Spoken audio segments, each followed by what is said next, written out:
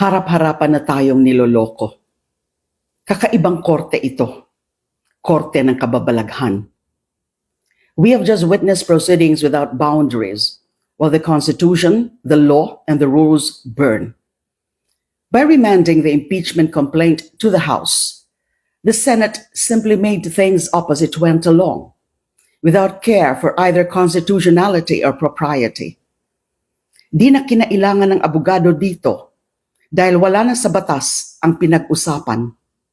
Kaya tuloy, sana sa palengke na lang final ang impeachment case.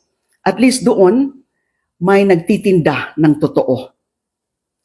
Since the filing of the articles of impeachment to the Senate last February, the Senate President has already discarded the Constitution by refusing to understand the word forthwith.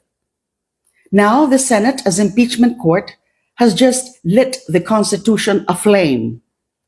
All the proceedings and motions taken in the so-called impeachment court are without legal basis.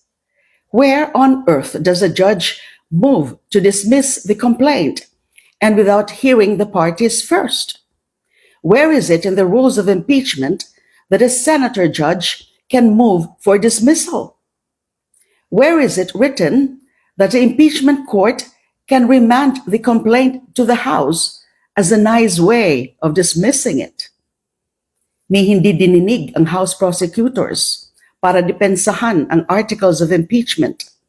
Ni hindi hinintay ang ini-impeach o in-impeach na siya mismo ang magpa-dismiss. Malinaw na walang due process. Sila-sila lang sa Senado ang nag-motion at nag-rule sa sarili nilang motion. Praises to Senators Risa Hontiveros, Coco Pimentel, Nancy Binay, Win Gatchalian, and Grace Poe for standing up for the Constitution. Shame on the rest for this travesty and ignominy that will mark them for the rest of their lives. Hindi pa ito tapos. The fight for truth and accountability continues.